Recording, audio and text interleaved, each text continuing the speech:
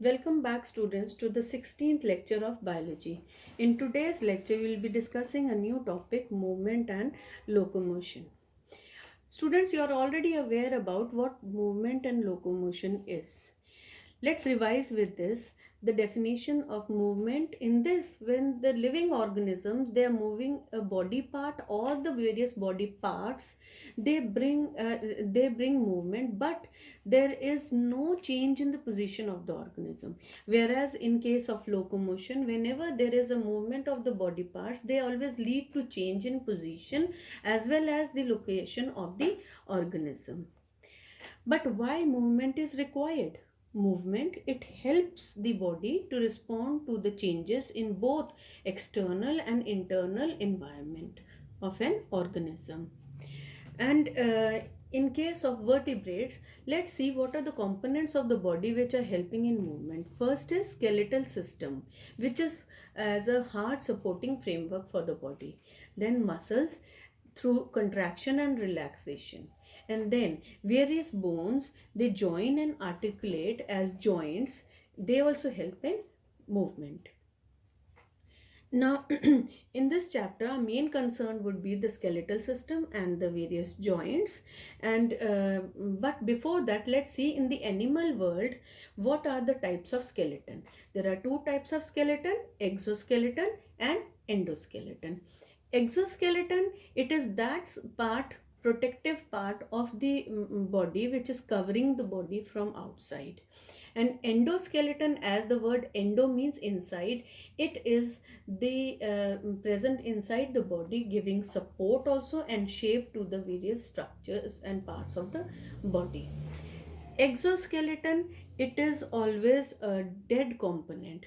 It is composed of the dead components and cells of the body. And like in case of mollusks or the snails, shell is the exoskeleton. In case of fish, reptiles and insects, scales and the sclerites are the exoskeleton. In case of birds, feathers and claws. And in case of human beings and mammals in common, they are hair, nails and hooves. But all these exoskeleton being dead component, they are made up of a protein called as keratin. Coming on to the endoskeleton, it is always the living component of the body, which is consisting of bone and cartilage, containing bony cells and cartilaginous cells present in the matrix composed of organic and inorganic compounds of calcium and phosphorus. Coming up to the human skeletal system. Let's see what the human skeletal system wants to speak about. It is composed of this whole human skeletal system, which may seem to you a confused uh, picture, but I'll help you to understand what are the various bones and the parts in it. This human skeletal system, it is composed of 206 bones. But in a newborn baby, there are 300 bones. And as the baby grows, the bones fuse to become the 206 bones. The human skeletal system is divided into two main regions. This blue region, which is in the main axis of the body, is the axial skeleton, and this brown region, it is combining to form the extremities of the body, and it is called as the appendicular skeleton. Exoskeleton, which is composed of 80 bones, and the regions divided in it, they are the skull, which is having 28 bones.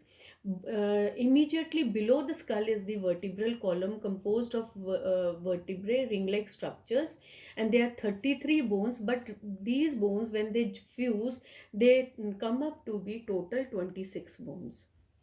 Then over here, if you see the vertebral column, it is attached to the 12 pair of ribs at the back portion, and they join to a flat bone in the front. Students, if you keep your hand on the chest, you will feel a flat structure. That is the flat bone called as the sternum. That is a single bone. So all these regions are included in the axial skeleton. Then talking about appendicular skeleton with 126 bones, the upper two arms, The bones in them, they are 30 in each. They are not directly joined to the axial skeleton, but they are joined through the special girdles, and the shoulder girdles are called as the pectoral girdle. There are two bones on each side, total four bones. And the lower two limbs, they are also having 30 each bones, and they are also not directly joined to the axial skeleton. They join with the help of a single bone both on left and right side, and forming the pelvic girdle. So this is what we have, the basic number of bones in the human skeletal system. But we'll start with discussion in detail about skull. Skull, which is composed of irregular shape and sized bones, 28 in number, and they can be divided into three regions. Cranium, the brain box, which is actually protecting the brain, which is present inside. That is why it is also called brain box. Is composed of 8 irregular shaped bones. They are frontal bone. There are two parietal bones, one occipital bone, two temporal left and right side, and this sphenoid bone. These are those bones which are of the cranium, and all these bones, they are joined permanently to each other. But still we can see the joint over here, students. These linings are very evidently seen in all the skulls, where if you must have seen. And all these joints, they are called as the sutures. So what are sutures? They are immovable joints of the bones of the skull, right? So next is the facial bones. They are 14 in number. Out of the 14 bones, all are fused except the lower jaw, which is a movable bone, and that bone is called as the mandible. But apart from this, there's a special bone in the throat, and it is not helping in it is not forming any kind of joint, and it is a single bone present in the throat. It is called as the hyoid bone. Continuing to the skull, on the lower side, there is the vertebral column. This vertebral column is made up of total 33 vertebrae.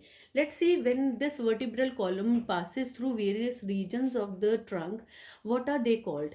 In the neck region, there are 7 vertebrae, and these 7 vertebrae, they are called as the cervical vertebrae. Out of these cervical vertebrae, first 2 are the special vertebrae. The first is called atlas, the second is called axis, and they have a special structure so that they can help in the rotation of the skull and the head on the body.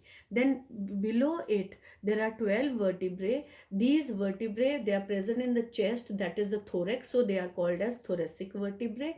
Then in the back region or the abdomen region, there are 5 vertebrae which are called as lumbar vertebrae.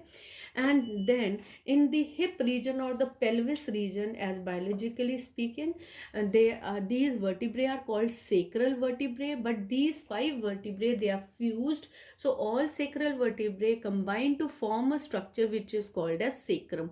So students, you should be very clear what is sacrum and what is sacral vertebrae. Below the sacral vertebrae, there are in the tail portion or the lower pelvis, there are 4 coccygeal vertebrae, and same way these coccygeal vertebrae are also fused and they form a structure which is called as the coccyx, or also called as, in a common layman's language, tailbone. So all these vertebrae, they are arranged in the vertebral column, and all the vertebrae, they, according to the region in which they are present, they are having different shape, sizes, and the structural features. And all these, after fusion and counting, they come up to be 26 vertebrae. Now, along with the vertebral column, it is the third region of the axial skeleton, that is the rib cage. In these two diagrams, I have tried to show you the rib cage. In this rib cage, cage is a closed enclosure where the 12 pairs of ribs, that is left and right 12 ribs, and a flat bone in the center, the sternum, and the vertebrate collectively form the rib cage. First, talking about sternum, the sternum is actually a fusion of three parts: manubrium, the upper part, middle part, the body, and the lower pointed part is the xiphoid process. Now, attached to the sternum are the 12 ribs on both the sides with the help of costal cartilage. And students, costal cartilage and the intercostal muscles, which we had already discussed in the respiratory system, they are helping in the expansion and contraction of the chest cavity during inhalation and exhalation. So these ribs are not directly attached to the sternum, they are attached with the help of costal cartilage. Now, out of all the 12 ribs, first 7 ribs are attached to the sternum directly with the help of costal cartilage, so they are called as true ribs. But 8th, ninth, and 10th, over here also 8th, ninth, and 10th, first they join with the 7th rib and the costal cartilage, and then they join to the sternum, so they are not directly joined, so they are called as the false ribs. And now, if you see the 11th and 12th rib, pair of rib, at the back it is joined to the 11th and 12th vertebrae respectively, but these two ribs, they are short in length, and they in front they are not joined to the costal cartilage, they are not also joined to the sternum, but they are, that is why they are called as the floating ribs, because they remain floating in this region of the chest cavity. Now, in this overall axial skeleton, there are three regions which we have discussed. Students, please go through all these number of bones, the names they carry, learn them, and about the axial skeleton and the various types of joints in our body we'll be discussing in the next coming up videos. Till then, thank you.